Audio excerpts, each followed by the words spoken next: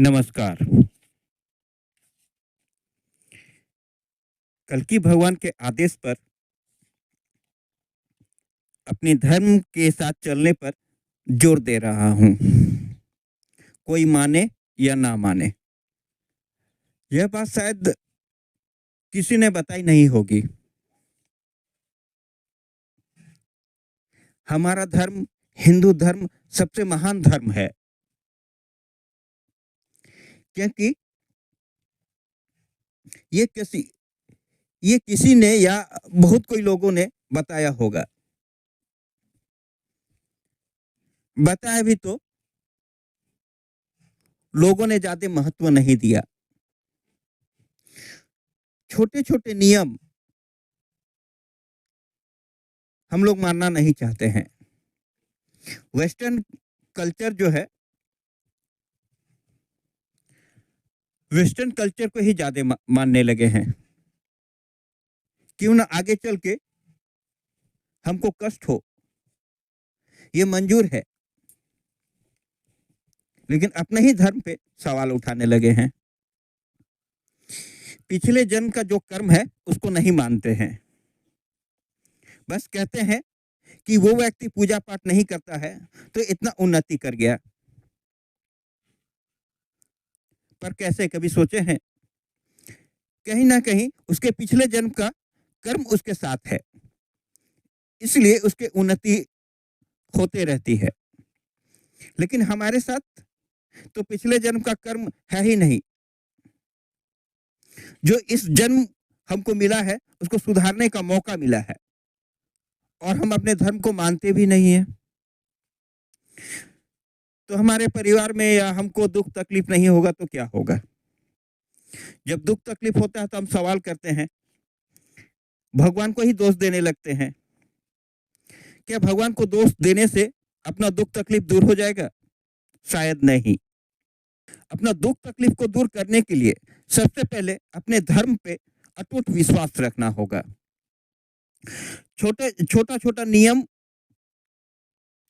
छोटा-छोटा नियम को मानना होगा। जैसे बड़े बुजुर्ग को पैर छूकर आशीर्वाद लेना।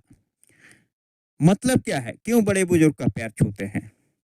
मतलब बड़े बुजुर्ग के द्वारा किया गया धर्म कर्म का अंश अपने में समाहित करना, जो आज हम अपने बच्चों को भी नहीं सिखाते हैं। जैसे हम लोग दोनों हाथ जोड़कर प्रणाम करते हैं,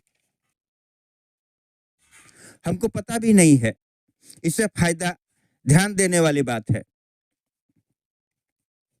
जैसे बंदर हाथ और पैर से चलते हैं, केवल चलते हैं, शायद इसी कारण उसको बीमारी नहीं है। हमारे हाथों में सारे शरीर को संचालन करने की जो मांसपेशी होती है, वो मौजूद है, जिसे बार-बार दबाकर बीमारी दूर किया जा सकता है। मतलब दोनों हाथ को जोड़कर बार-बार जो प्रणाम करते हैं, उससे बीमारियां दूर हो सकती है। और एक चीज, जब हम लोग दोनों भगवान को प्रणाम करते हैं, तो दोनों हाथ को जोड़कर भगवान को या किसी को नमस्कार करते हैं, तो दोनों हाथों को जोड़कर अपने छाती के पास रखते हैं। इसका मतलब क्या किसी को पता है? दोनों हाथों को जोड़कर जब अपने छाती के पास प्रणाम करने के स्वरूप रखते हैं,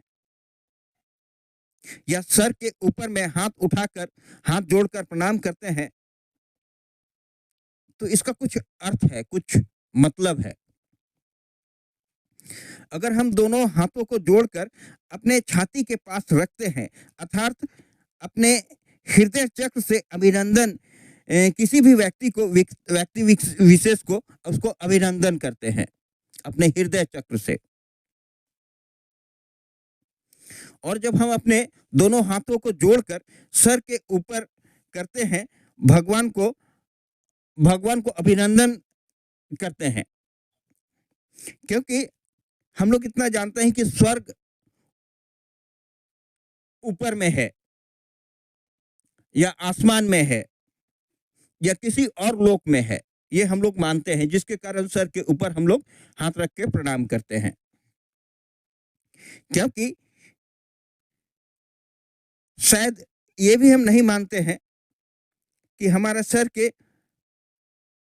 सर बोले या माथा बोले या दिमाग बोले, वो 2 भाग में बटा हुआ है। शायद बहुत कोई नहीं मानते होंगे। एक भाग को कॉन्शियस माइंड बोलते हैं, एक को अनकॉन्शियस माइंड बोलते हैं। कॉन्शियस माइंड मतलब स्वर्ग, अनकॉन्शियस माइंड मतलब नर्क, ऐसे मान सकते हैं। कहीं ना कहीं अपने माथे के ऊपर में स्वर्ग या कॉन्शियस माइंड को अभिनंदन करते हैं। हम अपने ही माइंड को अभिनंदन करते हैं। जो इंसान डीप ध्यान में चले जाते हैं, उन्हें ऐसी छोटी छोटी बातें का ज्ञान हो जाता है। और भी बहुत सारा ज्ञान होता है, पर लोगों को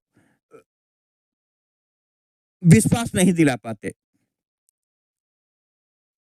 इस वजह से वो कहना नहीं चाहते हैं, क्योंकि लोग विश्वास नहीं करते हैं। अगर जीवन में सुख चाहिए तो हमारे या आपके पुराने रीति रिवाजों को मानना ही पड़ेगा। कहीं ना कहीं हमारा और हमारे परिवार में ही फायदा होता है अगर हम छोटे छोटे इन रीति रिवाजों को मानते हैं। और भी बहुत सारा कुछ रीति रिवाज है जो हम लोग भूल चुके हैं, सभी एक वीडियो में बता पाना मुश्किल है। अगर पसंद आए तो मेरे इस चैनल को सब्सक्राइब कीजिए, लाइक कीजिए, कमेंट कीजिए और बेल आइकॉन दबाना ना भूले, ताकि हम वीडियो जो भी बनाते हैं उससे आपको नोटिफिकेशन मिल सके। आजकल लोग आध्यात्म से नहीं जुड़ना चाहते हैं। जब शरीर कमजोर या थक जाता है तो काफी कठिनाई आ जाती है। जैसे लोगों से या परिवार से सम्मान मिलना बंद हो जाना, शरीर में हमेशा दर्द रहना, एक बीमारी आए, बीमारी खत्म होता है कि दूसरा चालू हो जाता है। आर्थिक स्थिति में भी बहुत उन्नति नहीं मिलता है। परिवार में हमेशा तू मैं लगा रहता है। जब शरीर मजबूत होता है अर्थात जवान रहता है तो आध्यात्म पर हम सवाल उठाते हैं, और जब शरीर कमजोर हो जाता है, परेशानियां बढ़ जाती है, तो आध्यात्म की ओर जाते हैं। पर क्यों?